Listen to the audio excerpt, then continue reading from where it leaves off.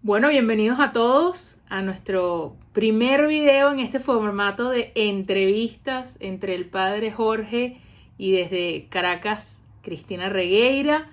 Un placer poder estar con ustedes. Queremos en estos videos estar tocando algunos temas pues de muchísimo interés y que van llegando a través de las redes sociales de los que ustedes quieren informarse más. Y bueno, en este primer video vamos a hablar un poco sobre todo lo que estuvo aconteciendo con el Papa Francisco y los medios de comunicación la semana pasada. Pues bienvenido, padre, un gusto tenerlo por aquí. Cristi, gracias. La verdad, encantado de poder empezar este nuevo tipo de formato, estar cerca de la gente. Así es, padre, así es, estar cerca de la gente y poder llevarle respuestas a tantas inquietudes, ¿no? En nuestras redes sociales constantemente, pues muchas veces se repiten esas preguntas y pues qué mejor forma de comunicarlo que a través de un video para poder estar ahí y ponerle cara a esas respuestas. Así es, estamos en tiempos de mucha pregunta y bueno, todos estamos aquí para aprender más y también invocar al Espíritu Santo a que nos ilumine y nos apoye para estudiar las cosas bien, o sea, utilizar esa capacidad de investigación para ir a las fuentes y poder traer respuestas buenas y útiles para la gente. Totalmente, padre. Bueno, padre, a lo que vinimos, ¿no? Hace unos días, pues surgió toda una polémica en las redes sociales, en los medios de comunicación, y fue a nivel mundial, ¿no? Fue a nivel mundial. Yo me imagino que a usted le pasó en mayor medida en lo que le puede pasar a un laico, por ejemplo, de mucha gente preguntando, bueno, pero ¿qué es lo que dijo el Papa? ¿Qué es lo que pasa con la iglesia? ¿Y ahora qué está pasando? Y yo en lo personal recibí muchísimas preguntas, no solamente a través de New Fire, sino amigos, familiares, que explicaron un poquito el contexto de lo que estaba sucediendo, ¿no? Entonces, yo quería hacerle una primera pregunta, padre, como para entrar en calor y decir, bueno, ¿qué es la infalibilidad del Papa, no? ¿Cómo, cuándo, dónde se aplica? Porque creo que tener esto claro puede ayudar a muchos a entender otras cosas que vamos a estar conversando el día de hoy. Gracias, Cristi. Sí, mira, hay una frase del cardenal Ratzinger que se me ha quedado muy grabada. Dijo él un día algo parecido, así no es exacto, pero dijo: me llama la atención que hay algunas personas que le niegan al sumo pontífice, al papa, la infalibilidad en esas pocas ocasiones en que la tiene, pero no tiene ningún problema en dársela a sí mismos. Bueno, con eso es lo que estaba diciendo. Esto no lo dijo como papa, lo dijo antes de ser papa. Él no sabía que iba a ser llamado al ministerio petrino, ¿no? Entonces, la infalibilidad es una especial gracia que se le concede al sumo pontífice para que en ciertas ocasiones bastante reducidas por lo demás, cuando se pronuncia en materia de revelación divina, o sea, de fe y de moral, goza de infalibilidad, es decir, no se equivoca. Y hay que decir que incluso muchos católicos, me incluyo, en algunas ocasiones hemos hecho de la infalibilidad algo que está por todas partes, como omnipresente, y no, el Santo Padre pues es infalible en muy pocas ocasiones, y en esas ocasiones pues hay que estar atento. Ok, perfecto, padre. Y tengo entendido, si no me equivoco, que la infalibilidad es un dogma de fe, ¿no? Es un dogma de fe. En 1870 se declaró por parte, si mal no estoy, del Papa Pío IX. Y voy a leer nada más para ser muy preciso lo que dice un número de nuestro catecismo, que es una fuente pues muy fiable para nuestras verdades, para las cosas los elementos de la fe que hay que creer, en donde dice: mira, el romano pontífice, cabeza del colegio episcopal, goza de esta infalibilidad en virtud de su ministerio cuando, como pastor y maestro supremo de todos los fieles que confirman en la fe a sus hermanos, proclama por un acto definitivo la doctrina en cuestiones de fe y de moral, o el depósito de la revelación divina. Ok. Entonces, ahí es donde, es lo que te decía, Cristi, que también el mismo catecismo pues lo reduce, y sí, es un dogma, es una conclusión, es algo que de hecho, Cristi, se venía viviendo durante 1800 años. pero que en ese momento, por un voto abrumador de los obispos y cardenales a los que se les consultó, se convierte como en algo un poquito más oficial. Pero esto ya se vivía, ¿eh? No es que no se viviera antes. Ok, y ahorita que usted mencionó el catecismo, padre, bueno, bien sabemos que toda esta polémica que hubo en medios respecto al Papa o en torno a la figura del Papa, vino dado por un documental en el que él estuvo participando, Francesco, si no me equivoco, se llama el documental, en donde hablaba sobre el tema de las uniones civiles de las personas con atracción al mismo sexo, ¿no?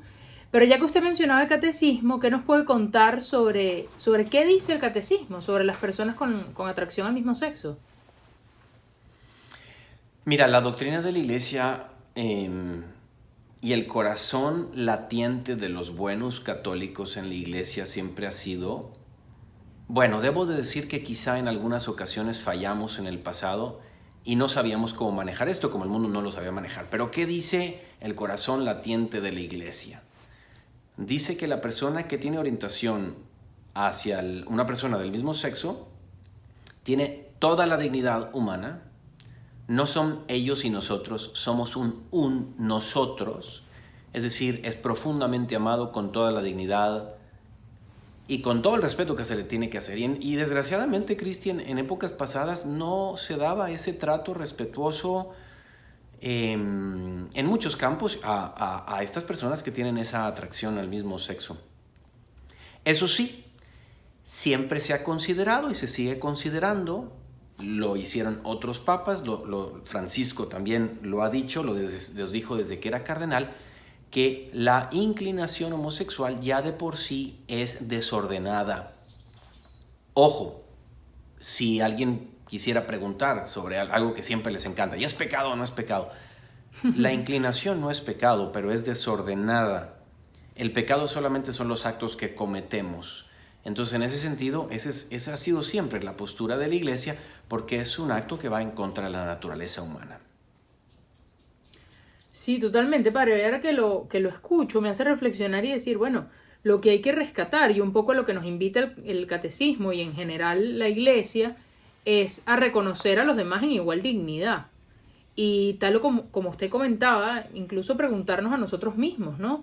¿Cómo es mi trato hacia las personas con atracción al mismo sexo? A lo mejor no tengo trato directo con nadie, pero ¿cómo me expreso? ¿Cómo? Sí, que es lo primero que viene. Y creo que eso es importante, pues, tenerlo muy claro, ¿no? Al inicio, cuando damos la introducción al video, padre, usted comentaba, bueno, pidámosle la asistencia al Espíritu Santo para poder comunicar de la mejor forma esas respuestas, ¿no? que está buscando la gente. Y al hablar, pues, de este dogma sobre la infalibilidad del Papa y la asistencia que éste tiene sobre su forma de ser pastor, a ver, somos humanos, ¿no? El Papa, por ser Papa, no deja de ser humano y sabemos que por esta condición del pecado original no somos seres perfectos, ¿no? Entonces, cabría la posibilidad que aunque el Papa tenga la asistencia del Espíritu Santo, pudiese cometer errores. Cristi, definitivamente. De hecho, él sería el primero.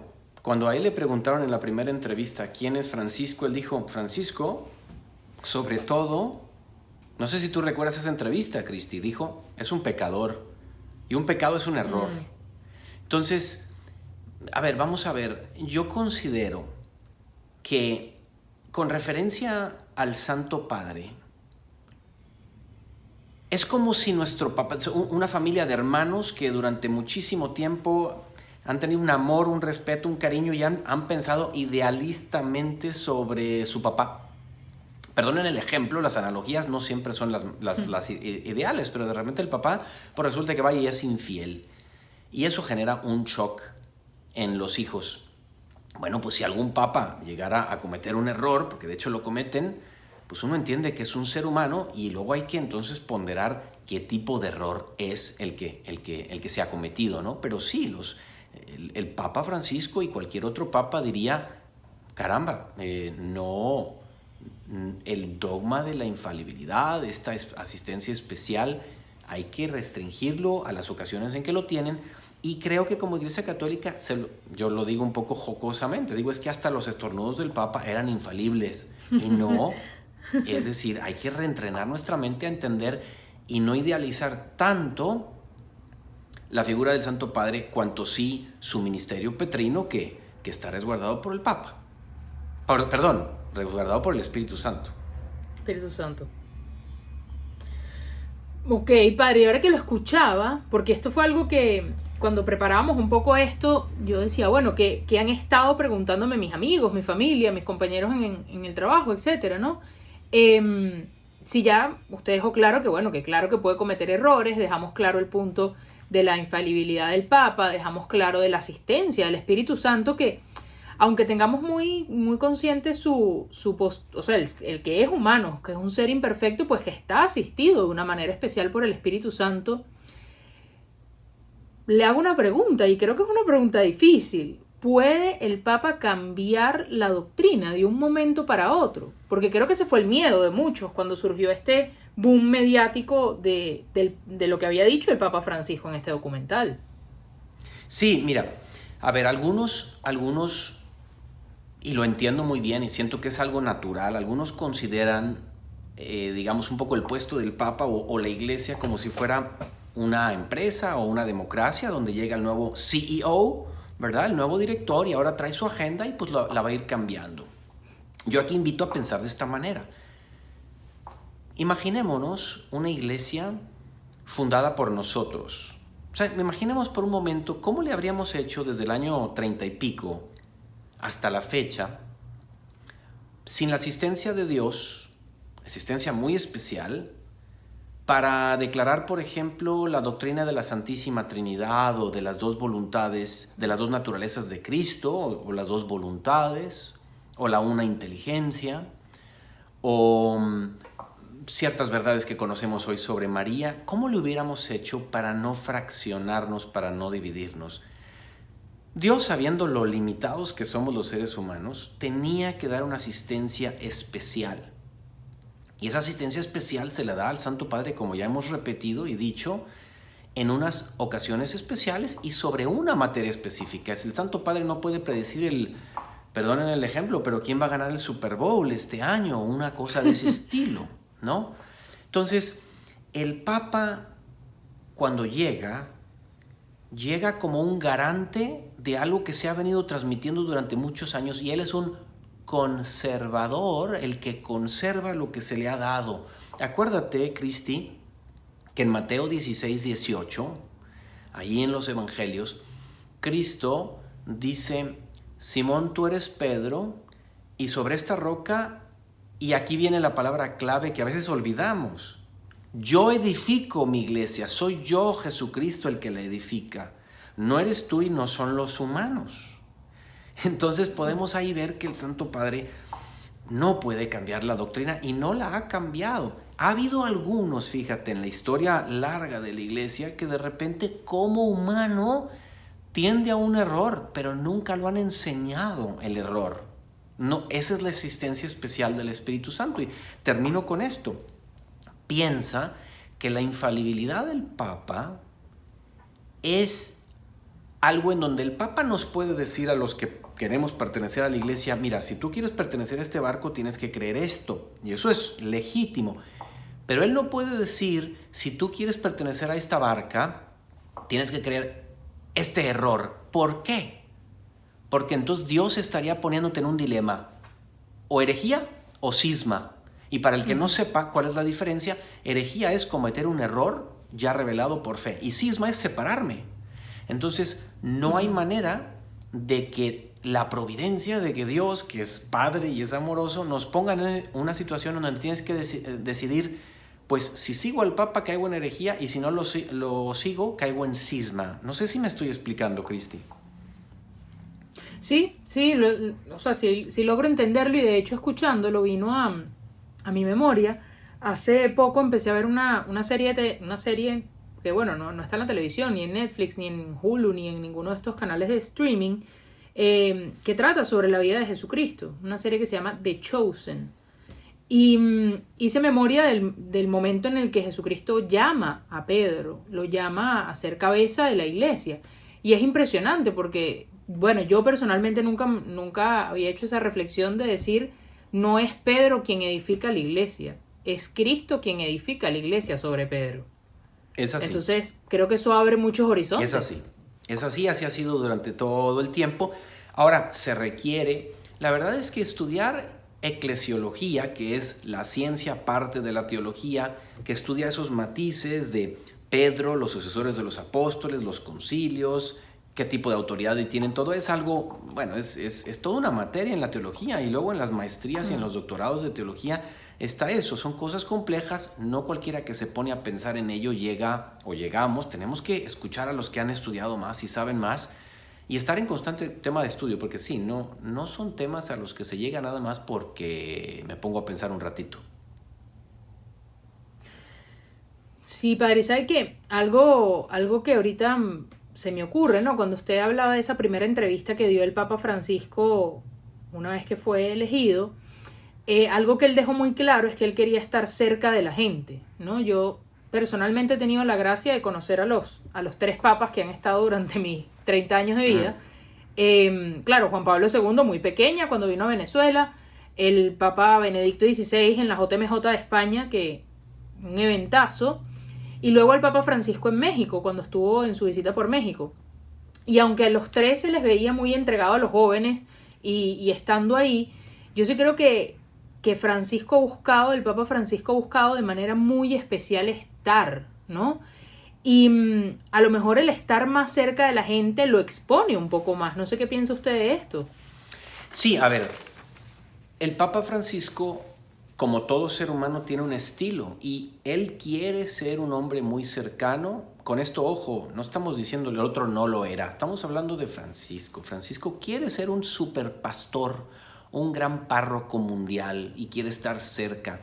Le gusta la discusión, no tiene problema por estilo propio en que la gente razone y discierna y piense y le dé vuelta a las ideas. Efectivamente, él nos ha dicho en varias ocasiones, mira, mis enseñanzas las encontrarás en mis escritos, las encíclicas, en los escritos de que en esa eclesiología de la que yo estaba hablando, tienen un diferente nivel de importancia los escritos. Y ciertamente su enseñanza no pretende darla en una entrevista de avión, en una entrevista de un documental, que si esto, Cristina, me preguntas, ¿se presta para arriesgarse? Sí, bueno, no es opinión mía si sí o si no. Creo que quien observa ahorita la situación de la iglesia encuentra confusión. Y confusión a nivel de cardenales, obispos, sacerdotes y el pueblo fiel. Así que sí, es un riesgo y pues habrá que preguntarle al Santo Padre por qué elige eso. Pero el hecho es que yo tengo que respetar que ese es el estilo que está eligiendo. Claro, sí. Y padre, una pregunta muy, muy sencilla, ¿no? Bueno, sencilla y a la vez que creo que lleva un poquito de investigación por detrás. Cuando uno entraba en los medios comunes, pues tenían un cierto tipo de titulares. Cuando uno entraba en los medios católicos o que siempre han tenido pues una postura muy cercana a la iglesia, encontraba otra postura diferente, ¿no? En medios como CNN, The New York Times, etcétera, leíamos el Papa Francisco aprueba las uniones civiles entre homosexuales. Y cuando uno iba a medios más cercanos a la iglesia o que son propiamente de la iglesia, encontraba las palabras, lo que realmente dijo el Papa. Entonces, ¿cree usted que los medios de comunicación manipularon de alguna forma las palabras del Papa Francisco para dar un mensaje reducido y generar toda esta confusión que se ha generado? Yo no creo que haya, en todos los casos, quizá en algunos sí, que haya una mala intención. Los hechos son que Valentina Alasraqui, periodista mexicana y de sobra conocida en el mundo del Vaticano y de la Santa Sede, le hizo una entrevista al Papa Francisco, me parece que por parte del canal de Televisa, y eso fue en el 2019. Y hay un reconocimiento claro de un asesor del Papa Francisco de que el contenido del cineasta, me parece que es ruso, ahí me corriges, Cristi, si me equivoco, es una repetición de aquello. Y entonces, como yo lo veo, es que terminó siendo como si tomamos de nuestras manos un artículo de periódico, le cortamos en pedacitos y pegamos las partes diversas de modo que diga lo que algunos quiere que diga. Esos son los hechos, y esos ya son muchos los medios los que lo han corroborado, y entonces esos fueron los hechos. Así es, pues.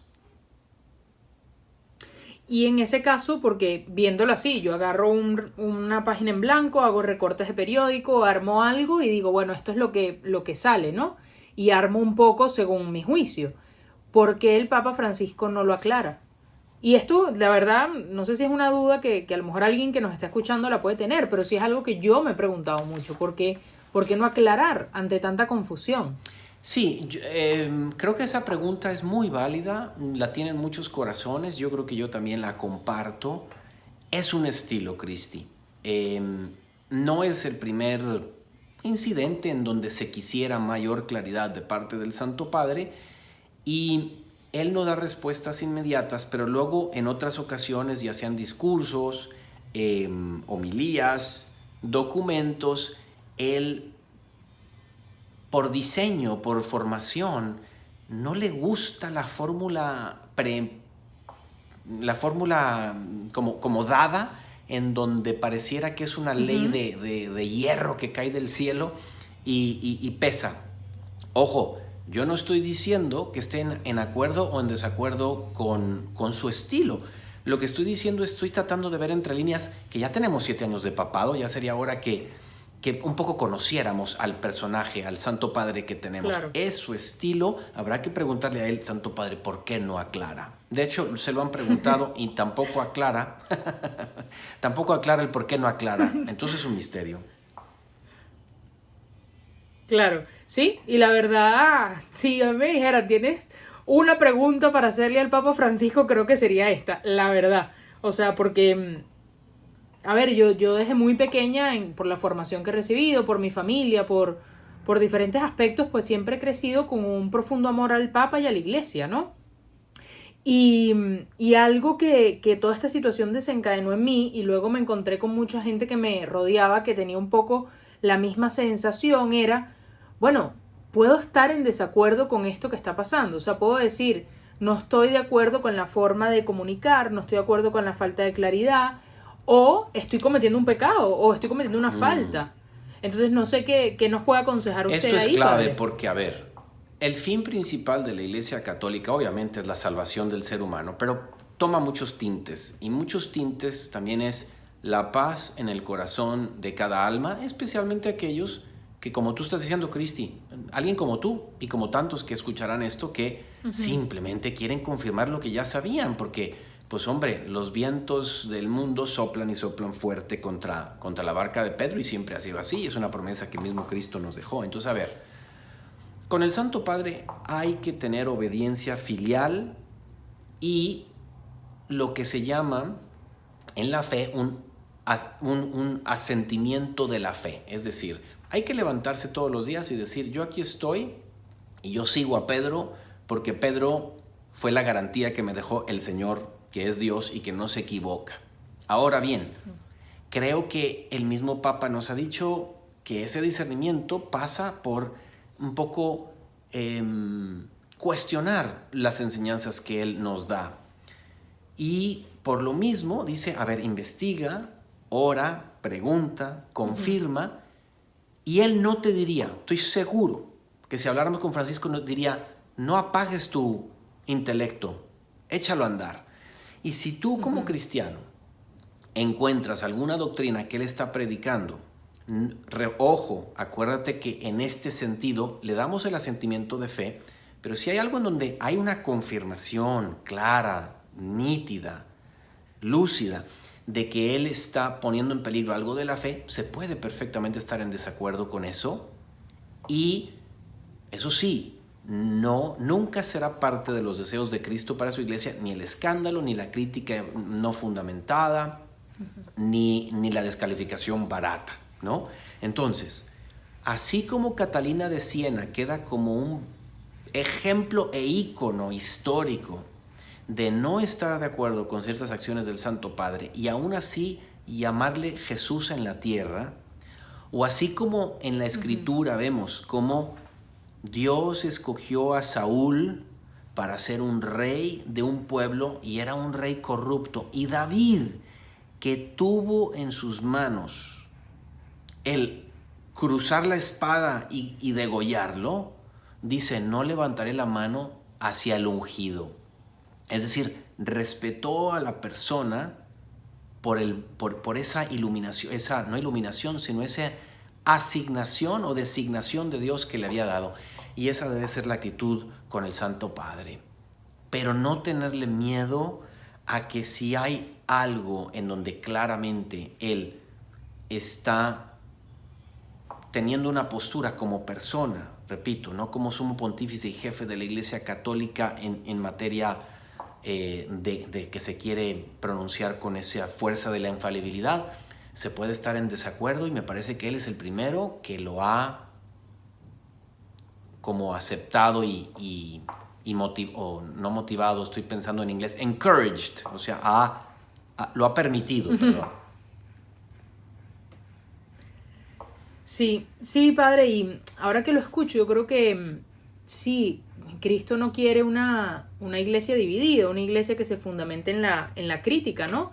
Y creo que al final, porque algo que me preguntaba mucho la gente, o que surgían en las conversaciones, era, bueno, pero ¿cuál debe ser la actitud de ese cristiano? Y creo que usted lo ha dicho en la respuesta que nos acaba de dar de manera perfecta, ¿no? Es una actitud de mucha autocrítica, de saber, bueno, yo qué estoy haciendo, yo cómo me estoy formando, pero al mismo tiempo no levantar una bandera de división y de crítica cuando eso no es lo que Jesucristo está pidiendo, ¿no? Y respetar que tal cual, o sea, que es elegido, es Jesús en la tierra. Yo, cuando mencionó a Santa Catalina de Siena, a mí me llamó mucho la atención que en muchas conversaciones surgió ella cuando lo del Papa, ¿no? Y yo decía, pues sí, estamos llamados a formarnos porque si no nos quedamos en lo que dijo el otro y yo lo repito como loro.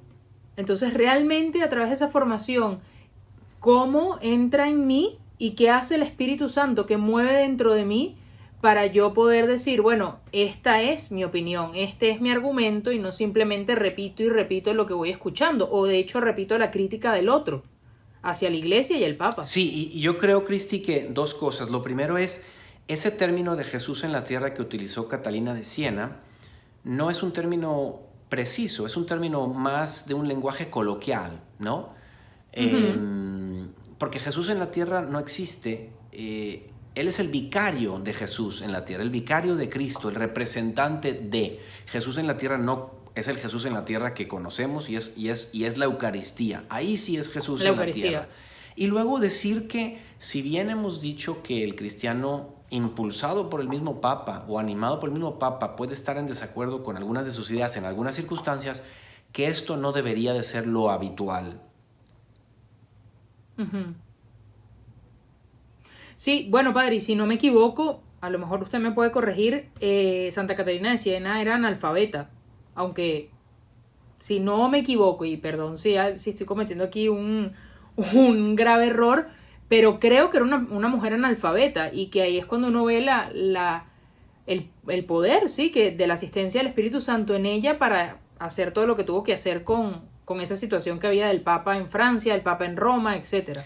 Pero entiendo que una persona que a lo mejor no tenía tanta formación, pues se refiriera a ese término, pero sí, efectivamente, el vicario de Cristo y Jesús en la tierra, pues la Eucaristía. Bueno, y ella llegó a ser doctora, es doctora de la iglesia, por tanto, ahí fue una intervención divina en un alma que se prestó en un momento que no fueron los obispos lo que lo trajeron de regreso a Roma, fue una mujer santa.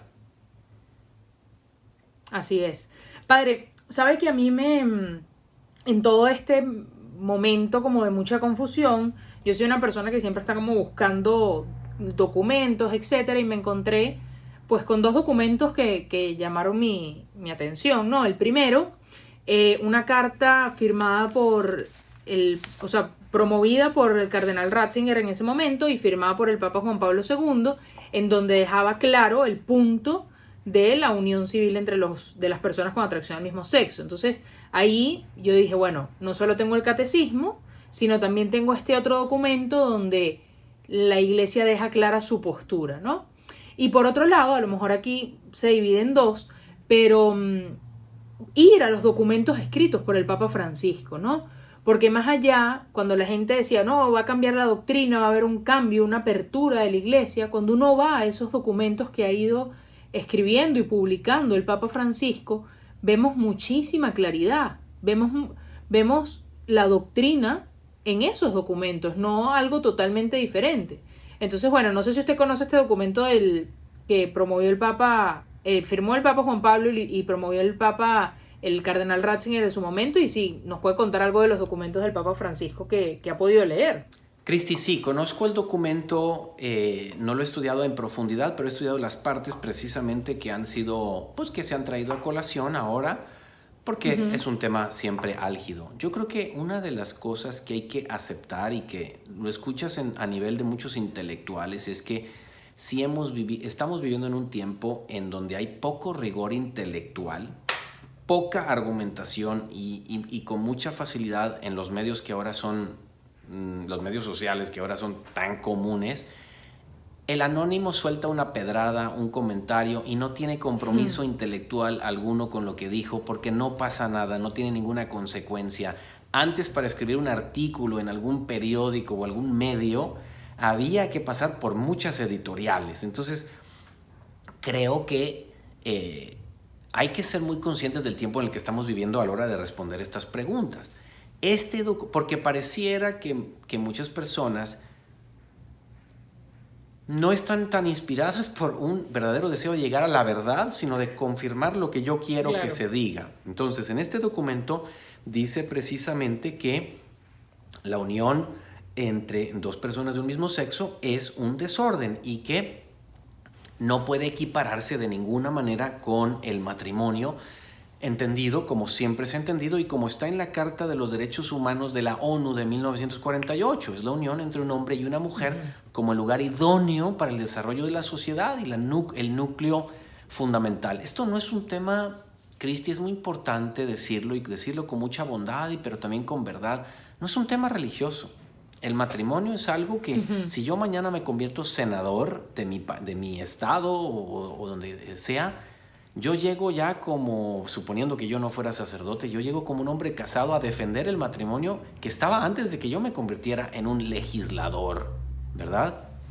Y luego, efectivamente, hay suficientes discursos, homilías y documentos del Papa Francisco y de otros que dejan claro cuál es la postura, porque otra vez, no se trata del gerente nuevo que tenemos a ver qué opina sobre esto, a ver si ya lo cambia. Cristi, en este sentido me acuerdo muchísimo. El día que Papa Benedicto fue elegido Papa, yo estaba en la Plaza de San Pedro, era hermano, todavía no era sacerdote. Y me acuerdo perfecto que, bueno, estábamos con un gozo tremendo porque acababa de ser elegido el Papa Cardenal Ratzinger, y me acerqué a una señora argentina que tenía unos ojos como de inquietud y le dije, bueno, ¿y cómo se siente? Ella se acercó a mí y me dijo, ¿y usted qué opina de este Papa? Le dije, pues estoy encantado, ¿usted qué opina? Y me dice, bueno, yo lo veo con sospecha, pero sí tengo la esperanza de que ahora sí la mujer ya pueda ser sacerdote. O sea, se le ve como el gerente en turno que trae su agenda y que esa es la que va pasando, y hasta ahora hemos sido desafortunados porque ninguno de los anteriores lo había hecho y ahora este sí lo va a hacer. Pero ahí es donde tenemos que entender que esta iglesia es una fundación de Cristo con unos principios que no van y vienen según los tiempos, sino que son unos principios basados en la ley natural y la ley eterna. Sí, padre, a mí no, la verdad nunca me habían dado ese ejemplo del CEO o el gerente de una empresa cuando cambia, ¿no? Y qué buen símil, padre, qué buen símil, porque es eso, el Papa en turno no busca implantar su agenda o imponer su agenda. El Papa en turno busca ser el vicario de Cristo, busca ser pastor con sus ovejas. Entonces, bueno, le agradezco mucho porque a mí este ejemplo me ha dado mucha luz. Cristi, y lo vemos en la Sagrada Escritura cuando están en la última cena, en Lucas 22, 31, En la última cena, Cristo está hablándole a los discípulos y le dice a Pedro específicamente: Pedro, Satanás está detrás de ustedes y quiere destrozarlos, pero he rezado por ti, Pedro, para que cuando te recuperes, confirmes a tus hermanos. Por eso ese de confirmar a tus hermanos es en lo que yo, Cristo, estoy enseñando, no en tu nueva teoría como tú, el nuevo Pedro, ¿no? El nuevo Pedro en turno. Entonces ahí es cosa de saber leer la Escritura y ver lo que quiso el Maestro a través de ella. Así es. Pues muchas gracias, padre. No sé si usted quiere agregar algo antes de terminar, pero creo que nos ha dejado mucho material para profundizar y para nosotros mismos preguntarnos, ¿no?